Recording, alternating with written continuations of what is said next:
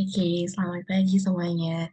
Di sini saya, Clarini Herlita Sonata, akan memberikan edukasi terkait mengapa anak mengalami kesulitan dalam menulis.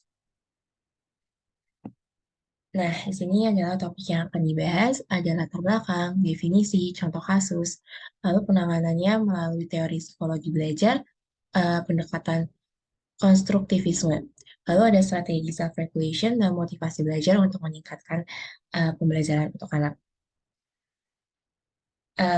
Untuk latar belakang, di sini latar belakangnya itu adalah kenapa saya membuat edukasi ini, karena menulis ini merupakan salah satu dasar keterampilan yang memang harus dimiliki sama semua orang. Ini untuk menunjang pendidikan yang mau diraihnya. Tapi sayangnya sekali, nggak semua anak ini tuh bisa menulis dengan baik dan benar.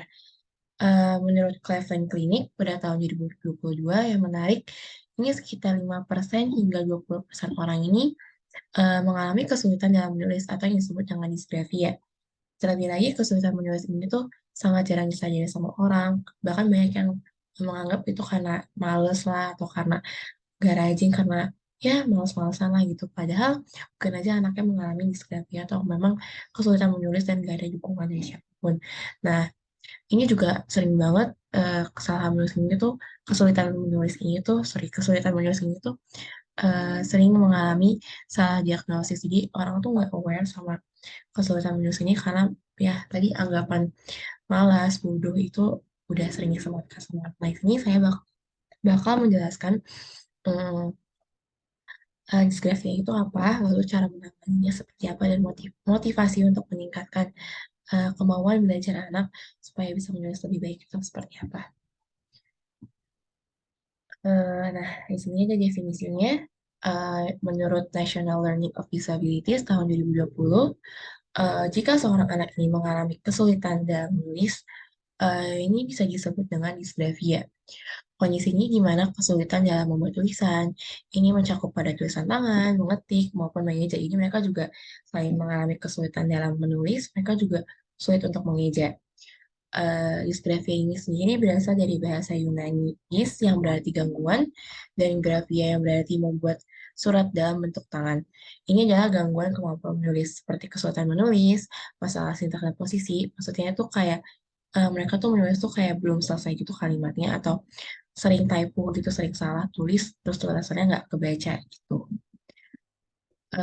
Lalu ini contoh kasusnya. Untuk contoh kasusnya sendiri nih, saya ambil dari jurnal. Ini nama anaknya itu Juni. Juni ini adalah seorang anak berusia 8 tahun. Dia ini diketahui memiliki gangguan ADHD sebelumnya. Namun baru-baru ini gurunya ini, ibunya ini menyadari dari gurunya, dikasih tahu kalau Joni ini tuh membutuhkan waktu yang sangat lama dalam menyelesaikan tulisannya dibandingkan sama teman-temannya. Menurut ibunya, Menyisanya tuh bisa nyelesain tugasnya yang lain, tapi kalau misalkan dia disuruh menulis, ya itu tuh sangat lama gitu, terus tulisannya tuh nggak rapi, berantakan. Nah, pas ditanya sendiri, Joni juga bilang kalau dia tuh benci banget sama menulis, karena tuh menulis itu tuh bikin dia frustasi, bikin dia kesel gitu. Nah, bisa dilihat ini salah satu contoh tulisan anak yang punya disgrafia.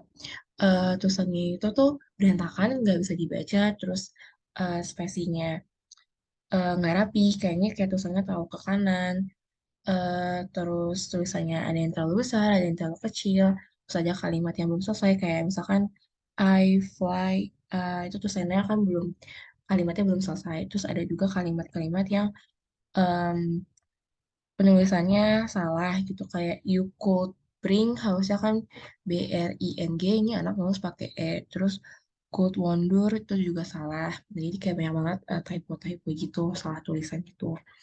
Terus spasinya nggak rapi, tulisannya terlalu besar terlalu kecil, kayak gitu. Ada huruf yang terlalu besar, ada huruf yang terlalu kecil. Itu salah satu contohnya. Nah, terus ada penanganannya. Untuk penanganan dalam menangani disgrafia ini bisa menggunakan salah satu teori pendekatan psikologi belajar, yaitu teori social constructivism-nya punya Lev Vygotsky. Nah, berdasarkan teori ini sendiri, proses pembelajaran itu kan konstruksi atau membangun dari pengalaman, dari pengamatan, dan dari refleksi dari lingkungan sekitarnya. Bisa jadi guru, orang tua, teman-teman, dan semuanya lah, pokoknya lingkungannya. Nah, di Life Vygotsky dari Social Constructivism sendiri ada guru, eh, ada yang disebut dengan more knowledgeable others, sorry, ada yang disebut dengan more knowledgeable others, itu ada guru dan atau orang tua yang membantu membimbing, juga yang disebut dengan zone of proximal development, terus ada yang disebut juga dengan scaffolding. Nah, zone of proximal development ini adalah tahap atau jarak di mana Joni ini kan awalnya nggak mampu menulis dengan benar atau rapi, itu tahap aktualnya dia. Eh, se- Sehingga dia harus mampu menulis dengan baik dan benar hingga akhirnya ia mampu menulis dengan baik dan benar itu disebut dengan tahap potensial. Nah, zone of proximal development ini dapat diperkecil dengan cara memberikan scaffolding atau membimbing lewat tutoring gitu. Jadi kayak dukungan penuh yang diberikan oleh guru atau orang tua ke anaknya. Jadi kayak bisa dengan bantu menulis dengan kertasnya diganti gitu, bukan kertas yang biasa, jadi kertas khusus untuk anak disgrafia. Nah, itu bisa dibantu dengan lewat itu atau dengan sambil main dengan clay atau pakai pensil khusus. Nah, itu bisa membantu anak disgrafia ini untuk belajar. Jadi dengan cara scaffolding ini gurunya atau orang tuanya itu membimbing anaknya untuk menulis. Nah, ini bisa memperkecil zone of proximal development-nya dari awalnya dia nggak mampu menulis dengan rapi dan benar atau tahap aktualnya ke tahap potensial di mana dia bisa menulis dengan rapi. Nah, gitu.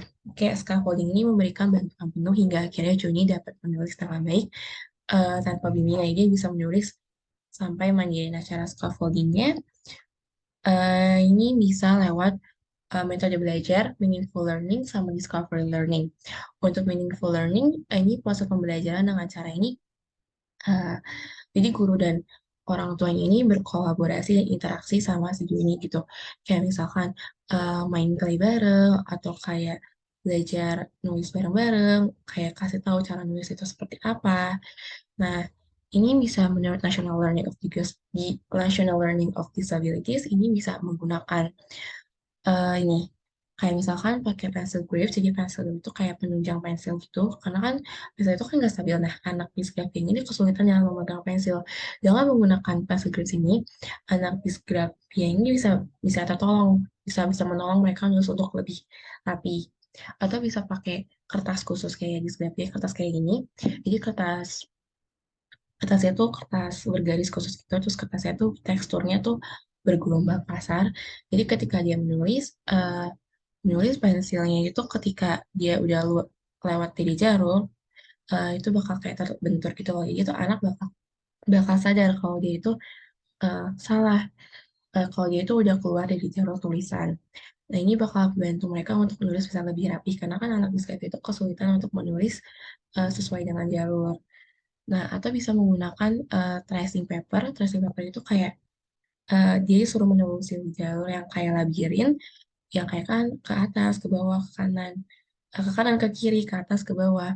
Nah, tracing paper ini kan bergelombang gitu ya. Nah, ini bakal bantu mereka untuk mengikuti jalur itu loh. Jadi ini bakal bisa mengembangkan eh, motorik halusnya mereka gitu. Jadi mereka bisa tahu, bisa bisa mengarahkan gimana saya mereka bisa paham cara mengarahkan gerakan tangan itu ke kanan ke kiri ke bawah ke atas ke bawah itu seperti apa menggunakan tracing paper ini. Nah, bisa pakai clay juga kayak disuruh bikin bentuk tulisan atau huruf atau gambar kayak gitu, bisa bantu mereka untuk menemukan cara yang tepat gimana sih menulis. Jadi mereka bisa paham nih dari meaningful learning tadi, dari kolaborasi sama guru tadi, mereka itu bisa menemukan oh ternyata menulis itu caranya seperti ini, menulis itu caranya yang tepat seperti ini, yang rapi itu ternyata kayak begini gitu. Itu salah satu cara scaffolding dari National Learning of Disabilities, caranya bisa seperti itu, yang bisa dilakukan oleh guru atau orang tua.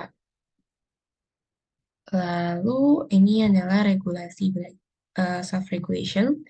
Nah, self-regulation ini adalah proses di mana seseorang berusaha mengatur aktivitas belajar untuk mencapai kesuksesan di bidang akademik. Nah, menurut Pinterest tahun 2000, terdapat 4 fase SLL, yaitu perencanaan, pengawasan, kontrol, dan evaluasi. Nah, untuk anak usia 8 tahun kan tentunya mereka tuh masih seringnya sukanya main. Nah, guru atau orang tua inilah yang harus bikin tujuan dan rencana belajar. Kayak misalkan em, rencana belajarnya awalnya main play dulu, terus pakai kertas tracing paper, pakai kertas khusus untuk disgrafia, nah lalu perlahan ke kertas yang biasa. Nah, itu bisa dilakukan. Terus monitoring atau pengawasan dalam hal ini kan ya masih anak-anak pasti mereka harus masih diawasi belajarnya. Jadi orang tua atau guru harus memberikan perhatian lebih gitu. Tapi perhatian lebih itu nggak boleh mengekang, nggak boleh kayak sedikit-sedikit tanya, mungkin kayak setiap hari aja nanya, hari ini udah kayak gimana tulisannya gitu. Nah, ini bakal bantu anak untuk lebih aware sama belajar mereka, bantu si dunia untuk lebih bantu tadi contoh kasus si dunia untuk lebih aware ya, orang tuanya juga harus lebih kasih perhatian lebih. Selain itu kontrol juga, selain itu yang ketiga itu kontrol, jadi guru atau orang tuanya membantu anak dalam mengatur dan mengontrol strategi belajarnya, karena kan anaknya masih suka main, jadi mungkin orang tua atau guru harus kasih jam-jam belajar itu jam berapa, jam main berapa, jadi anak-anak ini ngerasa emosinya lebih stabil gitu, karena nggak terus-terusan belajar juga bisa bikin capek, terus-terusan main juga bikin mereka nggak fokus belajar. Jadi orang tua harus bikin strategi belajar yang tepat itu seperti apa. Terus evaluasi, karena untuk umur anak 8 tahun, mereka ini pasti kan belum tahu ya salah kurangnya di mana. Sehingga yang bisa dilakukan adalah orang tua atau gurunya yang membimbing, memberikan evaluasi ketika evaluasi belajarnya. Kayak misalkan salahnya di mana, yang udah bagus di mana, yang harus diperbaiki yang mana. Sehingga nanti anaknya ini dia bakal tahu gitu eh, gimana caranya untuk meningkatkan belajarnya, terus apa yang harus ditingkatin, apa yang harus diperbaiki. Jadi ini bakal membantu anak banget. Regulasi belajar ini bakal membantu anak untuk paham belajarnya gimana. Terus yang terakhir ini cara meningkatkan motivasi belajar. Ini juga penting banget ya, karena motivasi itu salah satu hal eh, yang bakal bikin anak semangat belajar. Nah, motivasi ini adalah perilaku yang dikarakterisasikan atau ditandai dengan kesukarelaan dan kemauan. Motivasi ini adalah dorongan untuk belajar dan mencapai target yang diinginkan. Nah, eh, yang bisa dilakukan sama orang tua itu yang mungkin pada anak umur 8 tahun itu kayak misalkan dikasih hadiah, dikasih kado. Karena buat anak umur 8 tahun ini tuh kayak betul banget nih kalau dikasih hadiah sama kasih kado tuh bisa ningkatin kemauan mereka untuk belajar. Walaupun emang sifatnya ekstrinsik ya dari luar dan ini nggak akan bertahan lama, tapi ini bisa dilakukan dulu untuk mancing mereka untuk mau belajar. Terus jangan lupa juga selalu apresiasi hal-hal kecil. Nah, ini bakal bikin mereka tuh seneng banget dan termotivasi untuk belajar.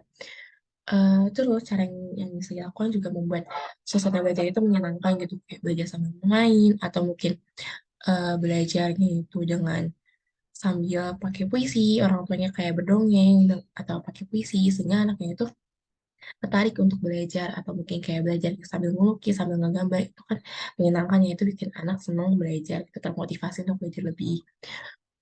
Terus tingkatkan minat dan interest anak. Kayak misalkan contoh kasus tadi, kalau misalkan Juni itu senang melukis, menggambar, mungkin cara yang tepat untuk bikin Juni ini interest belajar, ya dengan cara mungkin kayak menulis sambil melukis, jadi kayak pakai cat warna, pakai cat air, itu bisa membantu dia lebih termotivasi lagi belajarnya. Jadi kayak apalagi minat dan interest ini, kalau misalkan dia udah minat dan interest banget, dia akan semakin termotivasi belajar. Jadi mungkin cara yang dia lakukan ya belajar sambil bermain atau belajar dengan lukisan, dengan cat air kayak gitu. Ini adalah daftar pusaka yang digunakan. Oke, sekian dari saya. Terima kasih. Mohon maaf jika ada salah-salah kata. Sampai jumpa.